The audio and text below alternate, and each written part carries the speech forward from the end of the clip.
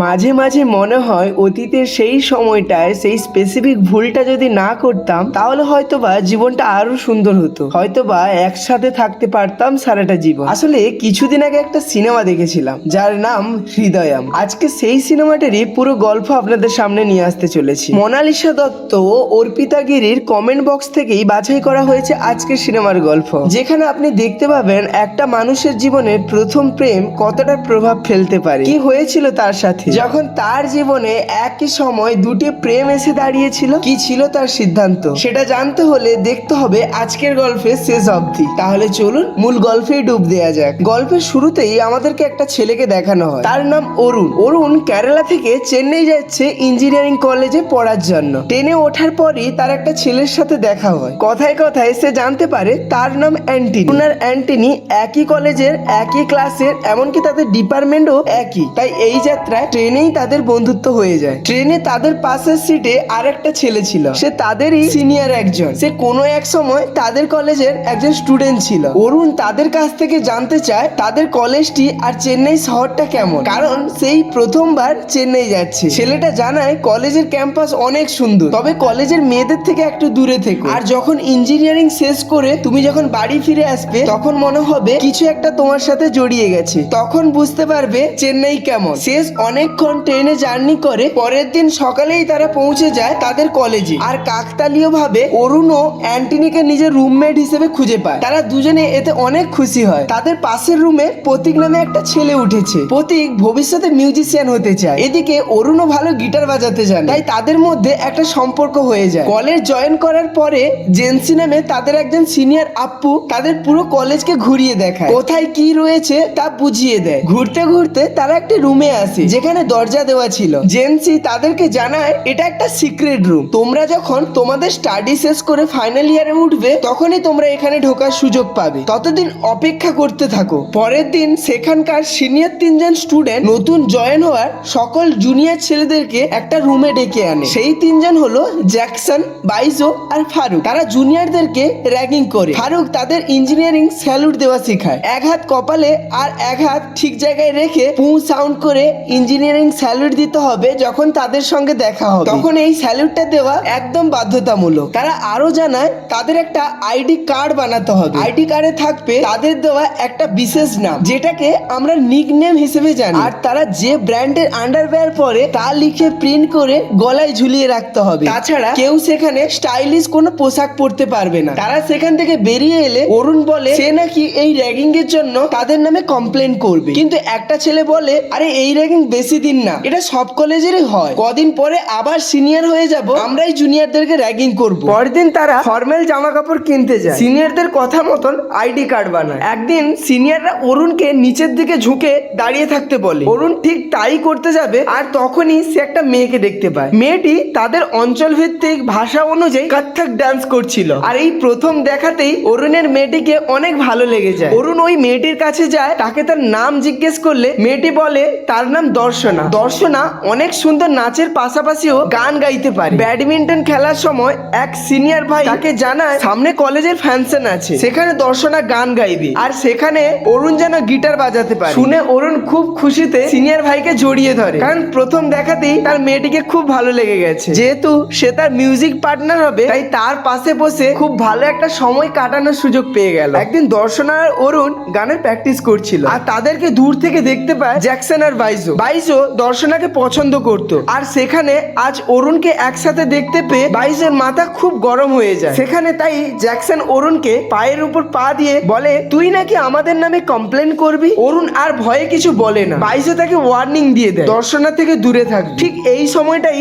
এক ম্যাম তাদেরকে দেখে ফেলে। সে জ্যাকসন আর বাইজোকে ধমক দিয়ে সেখান থেকে পাঠিয়ে দেয়। পরের দিন অরুণের শরীর একটু খারাপ ছিল তাই সে ক্লাসে যায়নি। আবার এই খবরটা অরুণের ক্লাসের একটা মেয়ে জ্যাকসনের কানে লাগিয়ে দেয়। তখন জ্যাকসন একসাথে আরো ছেলেদেরকে নিয়ে আসে এবং হঠাৎ করেই অরুণকে মারতে শুরু করে। পাশের রুমে প্রতীক যখন তার নিজের গান প্র্যাকটিস করছিল, চিল্লাচিল্লি ও মারামারি শব্দ শুনে সেও অরুণের রুমে চলে আসে। আর এই দেখে প্রতীকও তখন তাদের বকাবকি করতে থাকে। আসলে প্রতীক তাদের কলেজে সবার থেকে সিনিয়র, তাই তার কথার উপরে তারা কেউ কিছু করতে পারবে না। তারা 3জন সেখান থেকে একটু অপমান বোধ করেই চলে যায়। প্রতীক আর দর্শনা গিয়ে কলেজে ভাইস প্রিন্সিপালকে বিষয়টা জানায়, কিন্তু তাদেরকে জানিয়ে দেওয়া হয় নেক্সট টাইম থেকে যদি সিনিয়ররা এরকম করে তাহলে নাকি তাদের বিরুদ্ধে ব্যবস্থা নেওয়া হবে। তারপর আরো কয়েকদিন চলে যায়। এই কয়েকদিনে অরুণ নিজের কলেজে ভালোই একটা জায়গা করে নিয়েছে, পাশাপাশি দর্শনার সাথেও তার ভালোই একটা সম্পর্ক তৈরি হয়েছে। সেদিন দর্শনা যখন অরুণের সাথে সিনিয়রদের সামনে দিয়ে হেঁটে যাচ্ছিল, তখন দর্শনা অরুণের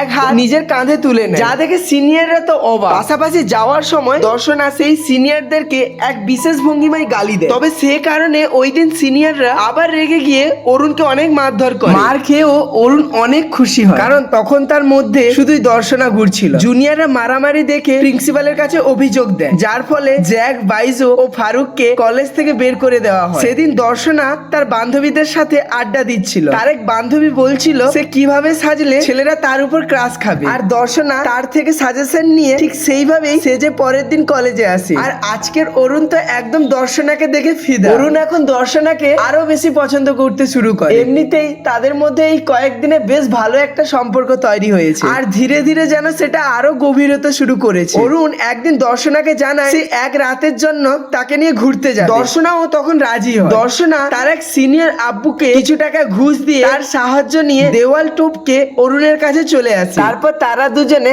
সমুদ্রের পাড়ে ঘুরতে থাকে। দর্শনা অরুণকে বলে সে যেদিন অরুণকে প্রথম দেখেছিল সেদিন নাকি তাকে পছন্দ করে ফেলেছিল, অর্থাৎ অরুণের জন্য তো আজকে মেঘ না চাইতেই জল। তারা দুজন দুজনকে জড়িয়ে ধরে। ওই রাতে তারা প্রায় ভোর পর্যন্ত একসঙ্গে সময় কাটায়। পরের দিন সকালে অ্যান্টনি অরুণকে জানায় যে সে ফেসবুকে একটি মেয়ের সঙ্গে প্রেম করে, যে মেয়েটি বাড়ি করাচিতে। এখন সে তার সঙ্গে দেখা করতে চায়। অরুণ যেন তার সঙ্গে যায়। অরুণও রাজি হয়ে যায়। অরুণ আর অ্যান্টনি করাচিতে এক রেস্টুরেন্টে ঢোকে। তার কিছু সময়ের পর অ্যান্টনির গার্লফ্রেন্ড সেখানে চলে আসে। তার সাথে তার এক বান্ধবী, মেয়েটি দেখতে সুন্দর ছিল। মেয়েটার বান্ধবীটি অরুণের সাথে পরিচয় হয়। এক পর্যায়ে সেই মেয়েটার বান্ধবী অরুণকে জিজ্ঞেস করে আপনি কি সিঙ্গেল? তখন অরুণও বলে দেয় হ্যাঁ আমি সিঙ্গেল। কিন্তু আমরা তো জানি অরুণ দর্শনার সঙ্গে অলরেডি একটা রিলেশনে আছে। অ্যান্টনি আর তার গার্লফ্রেন্ড মিলে একটি জায়গায় সময় কাটাতে থাকে। আর এইদিকে অরুণও সেই মেয়েটির সাথে ভালো সময় কাটাচ্ছিল, যাকে বলে ভালোবাসা আর ছাউ। তারা একটা বিশেষ ছাতার নিচে ছিল। তবে তার কিছুক্ষণ পর এলাকার কিছু লোকজন তাদেরকে লাঠি দিয়ে তাড়াতে থাকে। তাই তারা সবাই ভয় পেয়ে সেখান থেকে পালিয়ে যায়। পরে অ্যান্টনি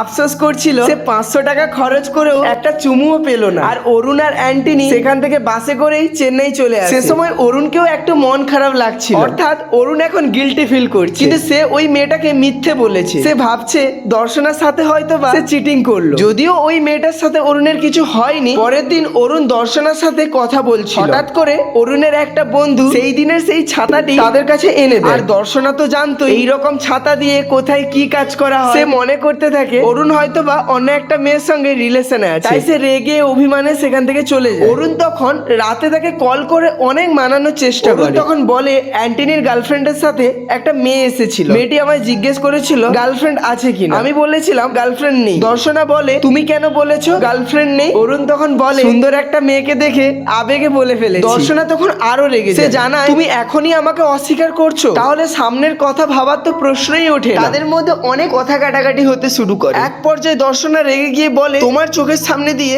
আমি অন্য একটা ছেলের হাত ধরে হেঁটে যাব, তখন দেখো কেমন লাগে। অরুণ তখন রেগে গিয়ে তাকে বলে শোনো আমি সেই মেয়েটির সাথে শুধু কথা বলিনি, একসাথে সময়ও কাটিয়েছি। কিন্তু সে ওই কথাটি শুধুমাত্র দর্শনাকে রাগানোর জন্যই বলছিল। তবে হয় এর পুরো উল্টোটা, কারণ দর্শনার সকল বান্ধবীও এই কথাগুলো ফোনের লাউড স্পিকারে শুনছিল। আর ঠিক তাই এরপর থেকে অরুণ আর দর্শনার মধ্যে একদম কথা বন্ধ হয়ে যায়। তার জীবনটা যেন বদলে যায়। দর্শনার সাথে তার আর কথা হয় না। সে বেশ অনেক দিন হয়ে গেছে। অরুণও এখন মদ্যপান করতে শুরু করেছে। পড়াশোনা ঠিক মতন তো করেই না, কোনো কিছুতে সে যেন মনোযোগ দিতে পারছে না। সে সব সময় পরীক্ষার খাতা সাদাই জমা দিয়ে আসতো। এভাবেই তার প্রথম বর্ষ শেষ হয়ে যায়। সে এখন দ্বিতীয় বর্ষে। অরুণদের ব্যাচ এখন সিনিয়র ব্যাচ, তাই এখন তারা জুনিয়রদেরকে র্যাগিং করতে থাকে। একদিন অরুণ দেখতে পায় দর্শনা একটা ছেলের হাত ধরে খুব হাসাহাসি করছিল, তাতে তার একটু জেলাস ফিল হচ্ছিল। সেও তারপর দর্শনাকে জেলাস ফিল করানোর জন্য প্রথম বর্ষে মায়া নামে একটি জুনিয়র মেয়ের কাছে যায়। মায়াকে তার চুল খুলে দিতে বলে। যেহেতু তারা সিনিয়র তাই মেয়েটি তার কথা শুনতে বাধ্য হয়। আর অরুণ মায়ের অনেক প্রশংসা করে, যাতে দর্শনা একটু জেলাস ফিল। তারপর হোস্টেলে একদিন কিছু জুনিয়র ছেলেরা যখন বার্থডে পার্টি করছিল তখন সেখানে অরুণ চলে আসে আর জানায় হোস্টেলে কোনো বার্থডে পার্টি চলবে না। আর তাদেরকে সেখান থেকেই র্যাগিং করতে শুরু করে। তাদের কলেজে একটি ফাংশনে কেদার নামক একটি ছেলে যে গান গাইছিল, দর্শনা ছিল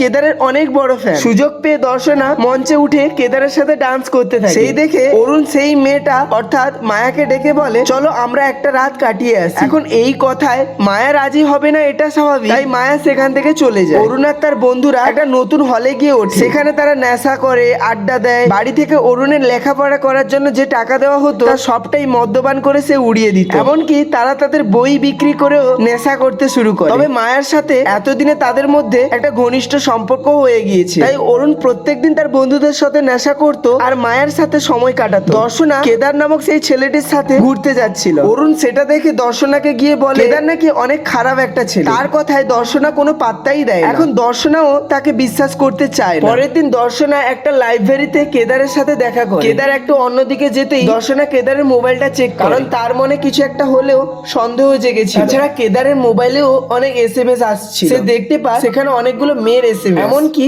কেদার একটা নয় বরং অনেকগুলো মেয়ের সঙ্গেই সে এখন রিলেশনে আছে। কেদার সেখানে আসলে দর্শনা সবার সামনে তাকে একটি চড় মারে আর ওখান থেকে চলে যায়। এরপর থেকে কেদার দর্শনাকে ফোন দিয়ে হুমকি দিতে থাকে আর বলে ওই অপমানের হিসেব আমি নেব। কলেজের ক্যাম্পাসে ছড়িয়ে দেব যে তুমি আমার সঙ্গে রাত কাটিয়েছো, তোমার পেটে এখন আমার সন্তান। এই কথাটা শুনে দর্শনা একটু চিন্তিত হয়ে পড়ে, কিন্তু কি করবে কিছুই বুঝতে পারছিল না। কিন্তু এই খবরটা যখন অরুণের কানে যায় তখন সে ইচ্ছা মতন কেদারকে মারধর করতে থাকে। অরুণ কেদারকে দর্শনার বাড়ির সামনে নিয়ে আসে এবং দর্শনার কাছে ক্ষমা চাইতে তখন সে দর্শনার কাছে ক্ষমাও চায়। দর্শনাও তাকে তখন মাফ করে দেয়। এদিকে অরুণের রুমে তো আড্ডা আর নেশা সবসময় চলে। তার বন্ধুরা এখানে মেয়েও নিয়ে আসে। তবে অরুণ এখন এসব কমিয়ে দিতে চায়। এইগুলো ছেড়ে সে খুব কষ্টে নিজের রুমগুলোকে গুছাতে থাকে। কিন্তু কিছুক্ষণ পর তার বন্ধুরা আবারও সেই রুমকে আগের মতনই করে দেয়। অরুণও এখন তাদের সাথে অনেক রাগারাগি করে। সে সিদ্ধান্ত নেয় সেখানে সে আর থাকবে না। অরুণ তার আরেক বন্ধুর বাসায় ওঠে। সেখানে সে অনেক মনোযোগ দিয়ে পড়াশোনা করতে থাকে। সে এবার সেকেন্ড ইয়ারে পরীক্ষাও দেয় আর তারপর সে বাড়ি চলে যায়। অরুণের মা ও বাবা তার চলাফেরা দেখে বুঝতে পারে অরুণ কিছু একটা নিয়ে বেশ চিন্তিত। ছুটি শেষ করে বাড়ি থেকে কলেজ আসার সময় তার বাবা তাকে বলে, দেখো অরুণ, তোমার জীবন নিয়ে আমি কিছুই বলবো না। এমন কিছু করিস না যাতে তোর সুন্দর জীবনটা নষ্ট হয়ে যায়।